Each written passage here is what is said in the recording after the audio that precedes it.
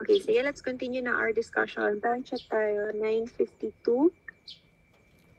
Okay, 9:52. So, now we go to our next parasite. That would be multiceps, multiceps. Oh, one, are you still there? Are you still alive? Okay. Sige. So, the next parasite would be multiceps, multiceps. The common name would be the gidworm. Okay, mayroong reason kung bakit gidworm yung tawag dyan. So, we'll discuss it later. Infective stage would be the eggs. Intermediate host would be the animals, herbivorous animals. Definitive host is dogs ulit. Accidental host would be humans ulit. And in the diagnostic stage would be the Cinerus larva. So, instead of using Cysticercus, we use the word Cinerus larva. And mode of transmission is ingestion. Okay. Bakit Cinerus larva? How is a Cinerus larva different from the Cysticercus larva? So the difference between them is that for the Cinerus larva, it can contain many protoscolices inside. Again, the Cinerus larva, as compared to the Cysticercus larva, it can contain many protoscolices or scolex. Ayan, many protoscolices inside, and it's also larger. For the adult naman, it is described to have a pyriform or a pear-shaped scolex, and it is armed. Meron siyang double row ulit or double circle of prostellar hooks, and the gravid uterus can contain naman 18 to 26 lateral branches. And then for the egg, it resembles the Taenia species egg. So kamukha niya pa din si Taenia species egg. If we look at the life cycle, this is a copy-paste of the life cycle involving cysticercosis in Taeniusolium. Again, kung ano yung kwento ko about cysticercosis sa Taeniusolium, ganun na ganun yung kay multiceps, multiceps. In fact, another term for this parasite would be the Taenia multiceps. Okay, so again, eksakto, si dog pa din ang final host, tapos si sheep pa din ang intermediate host. Nakakain natin yung embryonated egg, magha-hatch pupunta sa ating tissues. Okay, hindi na po natin siya isi-step-by-step discussion. Kung paano nyo naintindihan yung cysticercosis, ganun na ganun din. Ang nagbago lang is instead of cysticercus, inside our tissues, they would find the Cinerus larva. Clear po ba tayo dito, O1? Okay, next. Ano ulit yung ibig sabihin ng Cinerus larva or Cinerui pag marami? Marami siyang protoscolices sa loob. So ito, scolex yan, tig-isa sila. For the laboratory diagnosis, we can diagnose this infection using biopsy and autopsy. And unfortunately, there is no immunoassay for this infection. Kaya biopsy and autopsy lang talaga. And for the pathogenesis, again, it can also infect our brain and our eye, but instead of cysticercosis, it causes cinerosis. And it can also contain infect our muscles and subcutaneous tissues. For the sheep naman, the most common intermediate host would be the sheep. And in infected sheep, infected sheep would display giddiness. Kaya ang tawag sa kanya ay gid disease or gidworm. Ibig sabihin ng giddiness, di ba yung parang maliksi? Pero sa sheep, maliksi na, para sa sheep, yung giddiness, it's more on parang lampa, ganon. High tendency of falling, ganyan, no direction. So may pagka-neurological yung manifestation ng gid disease sa kanila. So lagi sila nahuhulog, lagi sila nalalaglag. Kaya gid disease yung tawag. For humans, ganun din. Meron din tayong headache, meron din weakness, hindi makatayo. So parang similar symptoms lang din. Epidemiology, it is most common in Africa. Treatment is surgery, and prevention is dogs. Preventive measures include treatment of dogs, since they are the final host. If we treat them, they would not be able to shed eggs in the environment, and we would not be able to ingest them anymore. Also, proper disposal of sheep and goat brain para hindi sila kainin ng dog. Tapos, proper food handling din and hand washing. Kung ikaw ay mahilig magtrabaho or humawak ng soil or ng lupa. O kaya naman yung mga vegetation na nandun sa lupa, hindi nahuhugasan ng maigi, pwede ka pa din mahawa. And that is for multiceps or Taenia multiceps. Let's now go to the next parasite, which is Echinococcus granulosus. For Echinococcus granulosus, this is also called the dog tapeworm or hydatid tapeworm. Infective stage would be the eggs. Intermediate host, ganun pa din, almost the same animals. Definitive host, same pa din ang multiceps. Accidental host, same diagnostic stage, hydatid cyst. Ngayon naman, instead of cysticercus, instead of cinereus larva, ang nakikita naman sa atin ay hydatid cyst.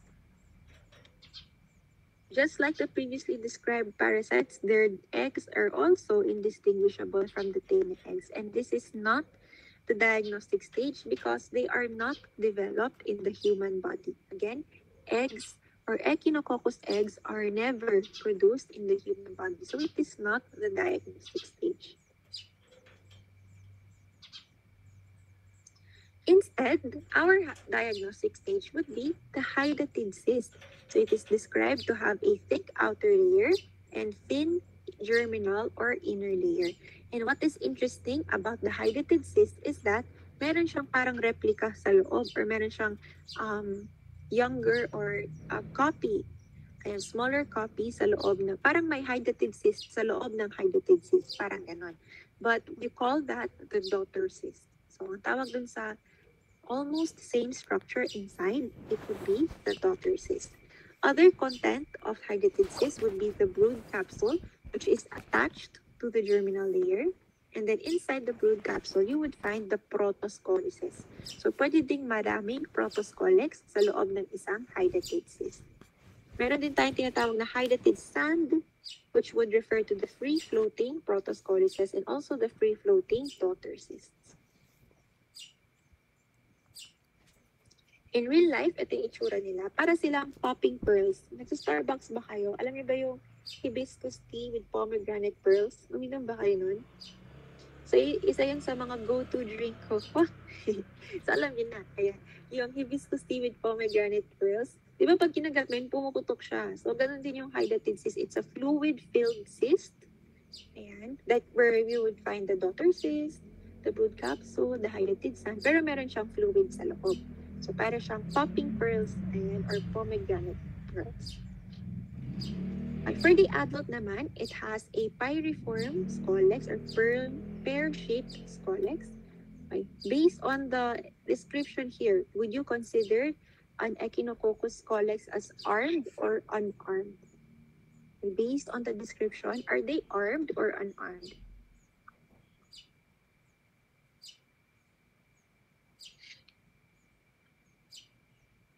One, can you write in the chat box? Meron daw siyang hooks. O anong tawag doon? Armed ba sila or unarmed? They have a or an armed scolex or they have an armed rostellum kasi meron silang hooks. The neck is described to be short and they have 3 proglottids only. So we can call this as the shortest tapeworm. Although this stage is not found in humans kasi intermediate host lang tayo, pero they are considered as the shortest tapeworm in our coverage at least kasi they only have 3 proglottids, the immature, the mature, and the gravid. For the life cycle, copy-paste ulit tayo. Kung ano yung inaral natin sa multiceps, ayan, sa cinerosis at saka sa cysticercosis, copy-paste lang ulit dito sa echinococcosis disease or echinococcosis infection. Ganun din. Pero ano lang ang pinagkaiba? Instead of cysticercus forming in our tissues, brain, eyes, ang nagpo-form ay yung hydatid cyst. Also, when it comes to location, hindi lang siya muscle, brain, and eyes. Mas madami pa. Pwede din sa lungs, pwede din sa liver, pwede sa heart, pwede sa spleen, pwede din sa bone, or pwede din sa intestine. Diba? Ang dami. Maraming organs ang pwedeng ma-infect ng Echinococcus granulosus. Okay, so proceed na po tayo. Again, copy-paste lang siya ng life cycle ng Taenia multiceps. Ang pinakaiba lang, instead of Cinereus larva, hydatid cyst ang nagpo-form sa tissues. For the laboratory diagnosis, we can perform imaging techniques such as ultrasound, CT scan, X-ray, and MRI. We can perform serologic tests or immunoassays. However, they may have cross-reactions cross-reactions with cysticercosis and hydatid disease or cysticercosis and sparganosis. What is the purpose of these serologic tests? It helps detect the antibodies that the patient forms in response to the infection. Okay. Pwede din tayong gumamit ng intradermal hypersensitivity test. Natatandaan niyo pa ba ang principle nitong hypersensitivity skin test natin? Naaalala niyo pa ba si Montenegro skin test? Para saan si Montenegro skin test? Pang trypanosoma ba? Pang leishmania?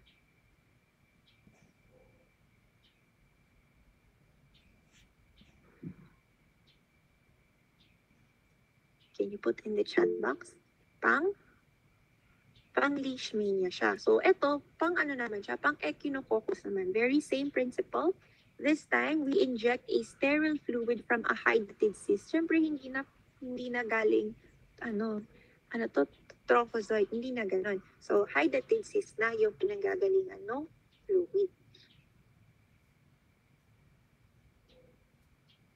Yan.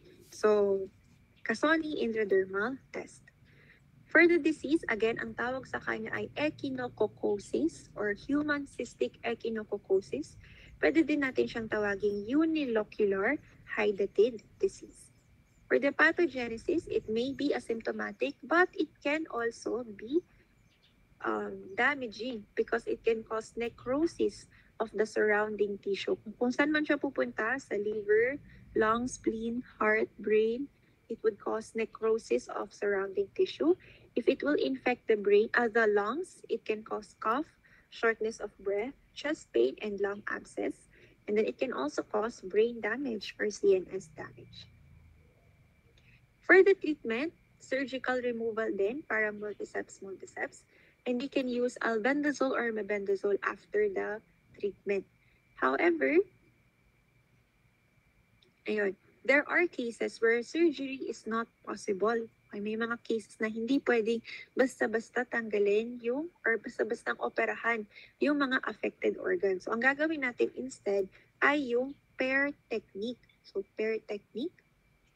Ang PAIR ay isang acronym na ang tawag ay percutaneous puncture, aspiration, injection, and reaspiration. So, anong ginagawa sa PAIR technique? Step number 1, kuha kang syringe, ganyan, tsaka ultrasound. So, tutusukin natin yung popping pearls, yung pomegranate pearls, para ma-aspirate yung cystic fluid na nasa loob. After natin siyang i-aspirate, mag-i-inject tayo ng protoscolicidal agent para mamatay yung mga protoscolices. So, papatayin natin yung protoscolicidal agent. Ano yung example ng protoscolicidal agent? Pwede tayong gumamit ng hypertonic saline solution or even alcohol or 95% ethanol. So, yun yung examples ng protoscolicidal agent. Let us wait for 15 minutes and then after that, re-aspirate the fluid para tuluyang mamatay ang hydatid cyst. So, that is called the PAIR technique. When do we use the PAIR technique? If surgery is not possible or is not applicable for the patient. Epidemiology, there is a wide distribution of this parasite and prevention includes routine deworming of dogs because they are the final host. Sa kanila manggagaling yung mga new generation of eggs. So if we will deworm them, hindi mapuputol na yung life cycle, hindi na sila dadami, hindi na sila kakalat. Other species would include Echinococcus vogeli, which causes the polycystic hydatid disease, and Echinococcus multilocularis, which causes the multilocular hydatid disease. And that is for Echinococcus granulosus.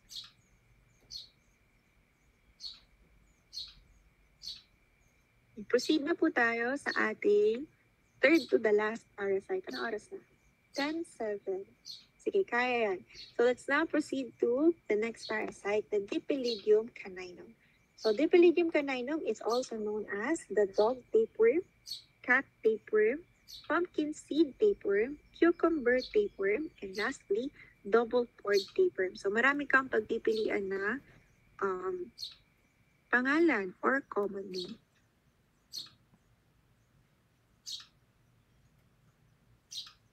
Okay. So, intermediate host would be, ito medyo kakaiba na to. Yung last three parasites natin, sila naman yung magkakamuka. Again, yung Dipylidium caninum, yung Hymenolepis nina and Hymenolepis diminuta, sila naman yung medyo similar in characteristics. Kaya sila yung magkakagrupo. But for the first one, first of the three, which is Dipylidium caninum, the intermediate host would be fleas and beetles, such as cat flea, dog flea.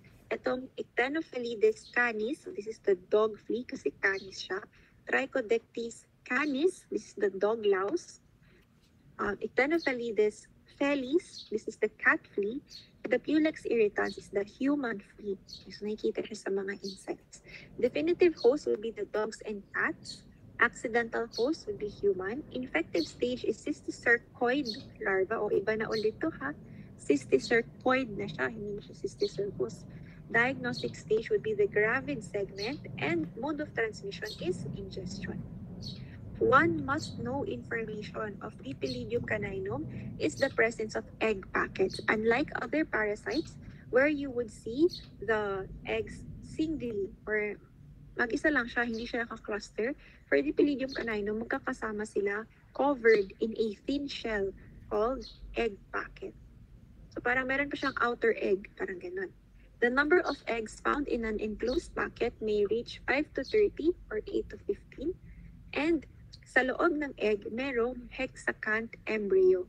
Okay, so meron siyang hexacant embryo or embryo.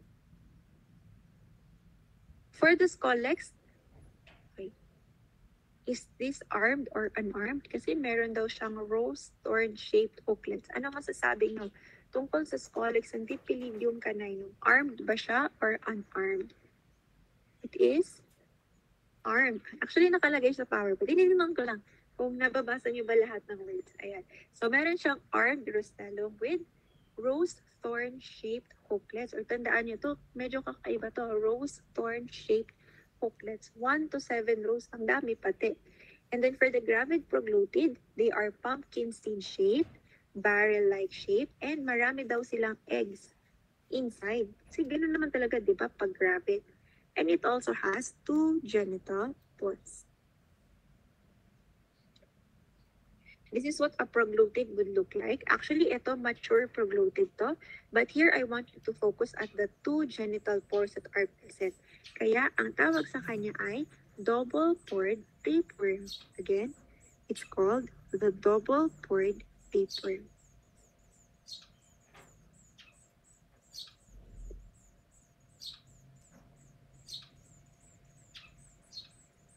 Okay, dito naman, meron tayong mature, immature, mature, gravid, proglotid.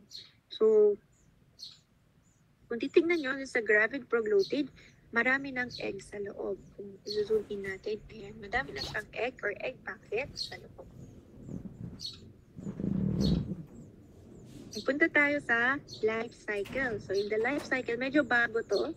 Kaya makinig po muna ng maigi. Step number 1. Okay, step number 1, may lumabas na proglotid galing sa previous host.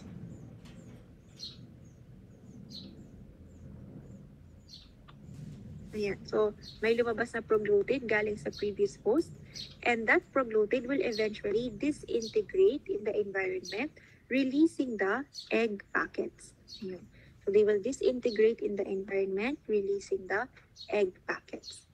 So, pag andun na yung egg packets, yung mga egg packets, i-ingest na siya ng ating intermediate host or yung larval stage. So, bata pa lang yung flea, kaya na niyang ma-infect or pwede na siya ma-infect ng parasite.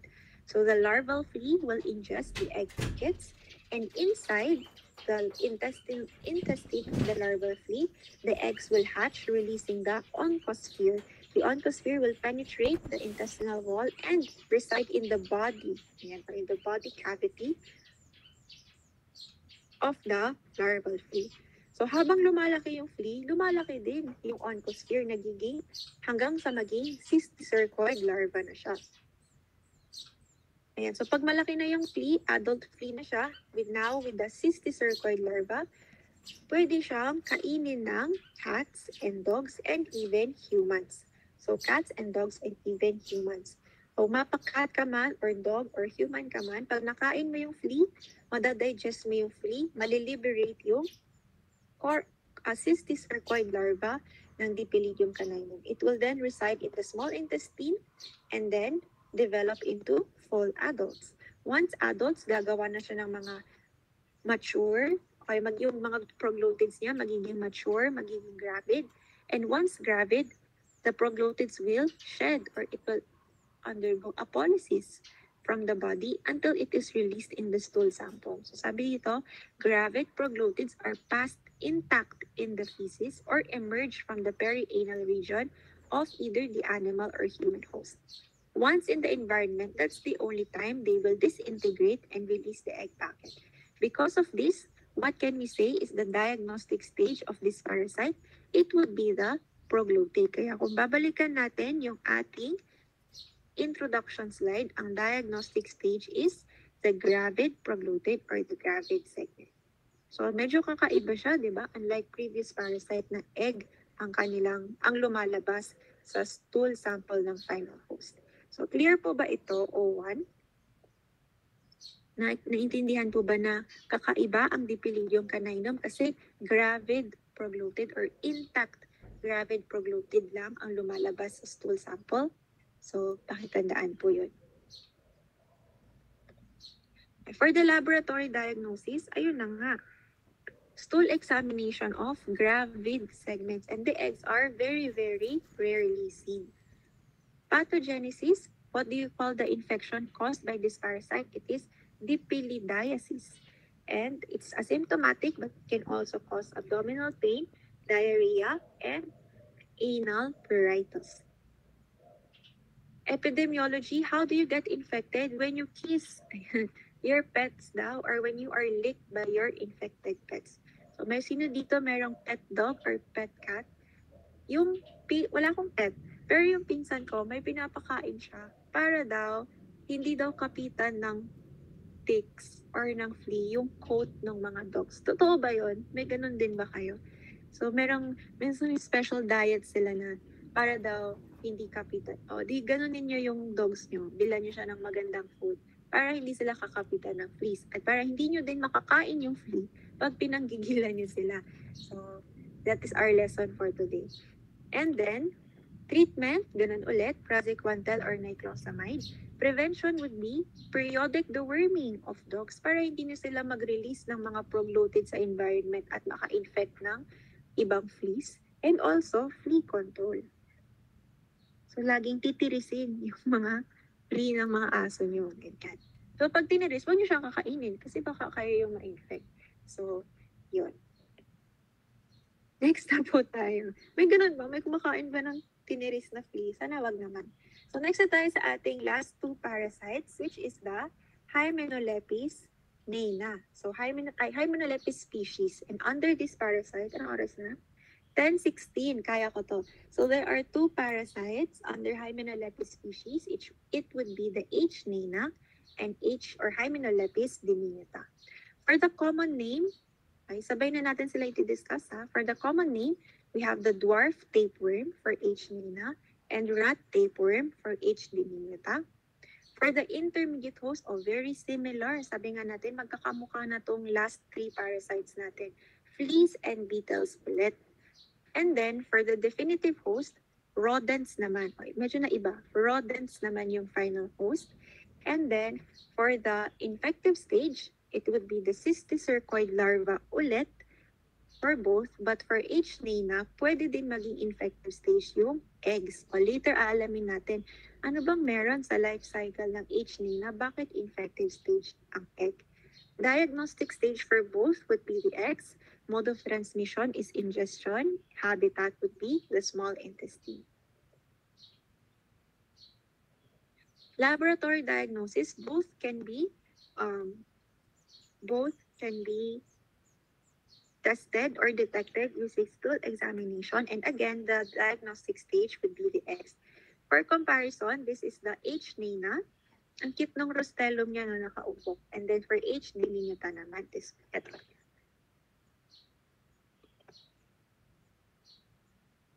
Okay, so bakit kaya dwarf tapeworm yung tawag sa H. nana? Kasi it's the smallest intestinal tapeworm in man. Kung mapapansin nyo, yung mga previous parasites natin, ang unit of measurement nila, meters, di ba? Sobrang haba nun. Pero yung dwarf tapeworm, millimeters lang siya. Saka yung rat tapeworm, centimeters lang. So, medyo small sila compared to other cestodes. Kaya, dwarf tapeworm, smallest intestinal tapeworm in man.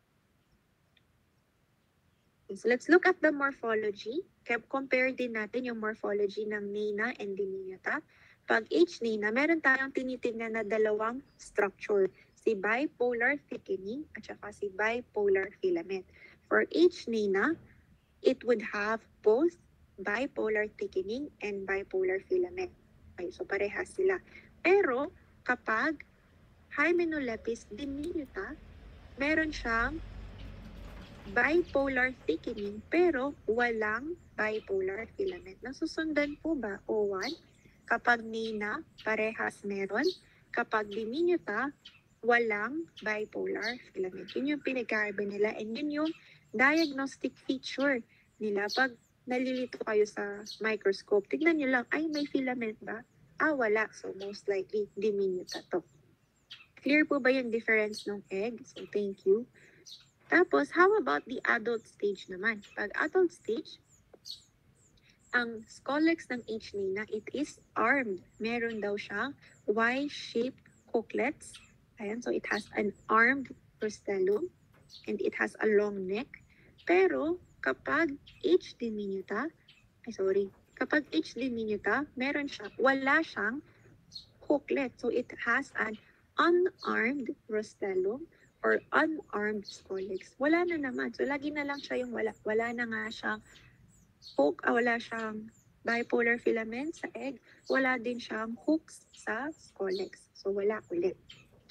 For the proglottid, for H. nana, ayan, it's wider than long. Actually, it's the same for H. nana and diminuta. They are wider than long and they have 3 testes. Pag tinanong kayo, which cestode would have 3 testes? The answer is Hymenoleucus species kasi both sila meron. So, testes, they have 3 and the proglottids are wider than long. So, ganun din for Hymenoleucus diminuta, wider than long, 3 testes. And then this one naman, they have a sac-like uterus daw. So, sac-like uterus. And then for pictures, ito yung cysticercoid larva. Ito yung scolex ng diminuta kasi walang rostellum. Walang hooks. Tapos ito naman yung kanilang mga proglottid. Time check. Okay. Let's now go to the life cycle. Doon muna tayo sa life cycle ng H. nana ay Hymenoleucus nana. Alam nyo ba, ang life cycle ng Hymenoleucus nana ay merong direct and indirect. Okay, so parang Taeniusol pala to, dalawa yung life cycle. So si H. nana, meron siyang direct and indirect. Doon muna tayo sa direct life cycle. So pag sinabi natin direct life cycle, hindi niya kailangan ng intermediate host. Again, kapag direct life cycle, they do not need an intermediate host, meaning we can already ingest the embryonated egg. So if there is embryonated egg in the environment, we eat it from or through contaminated food, water, or hands, and it can already hatch in our own small intestine. It will release the oncosphere. The oncosphere will release the cysticercoid. The cysticercoid will become the adult.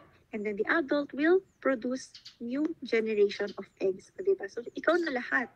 Okay, mula egg hanggang adult na, sa'yo na. So, that is called the direct life cycle. Kapag indirect life cycle, ito yung gumagamit ng intermediate host.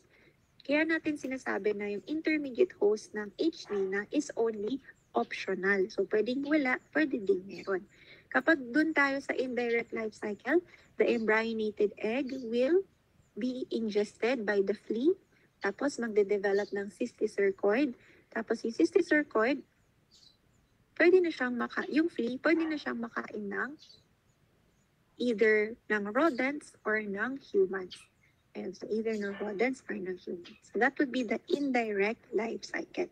Naintindihan po ba ang difference ng direct and indirect life cycle?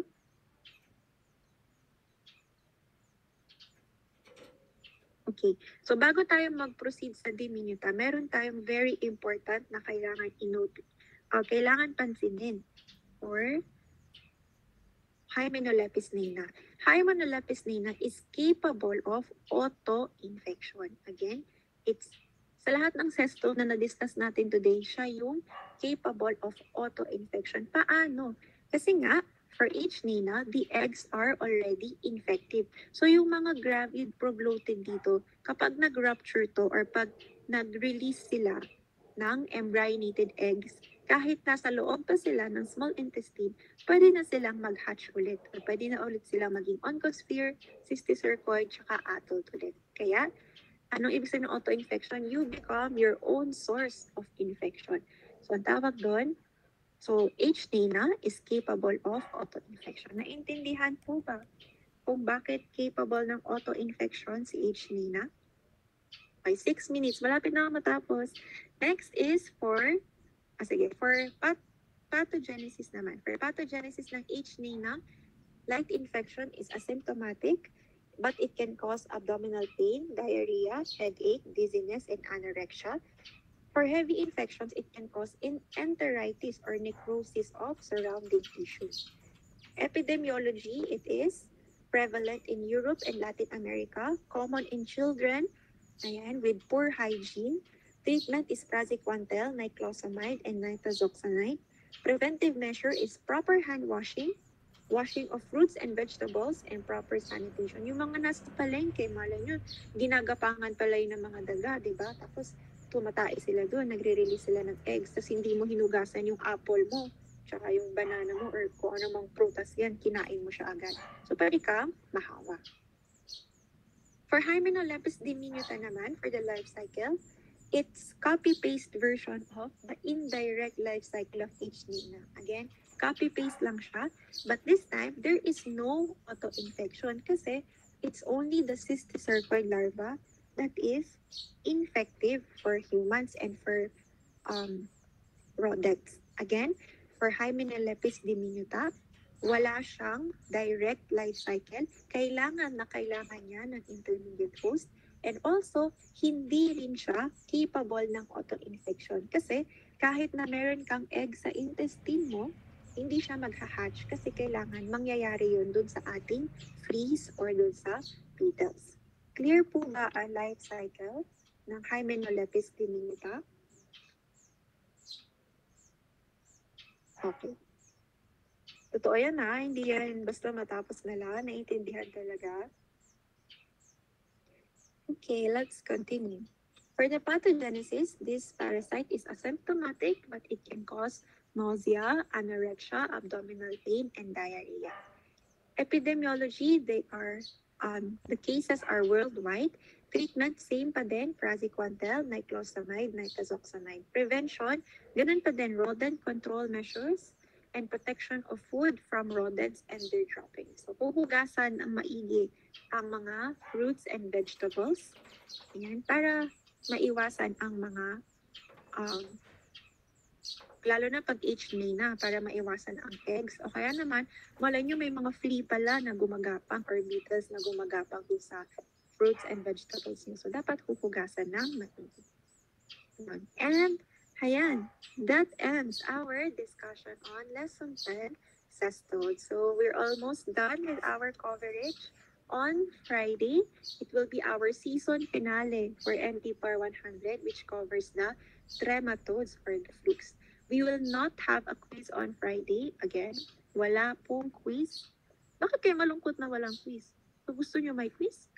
Walang quiz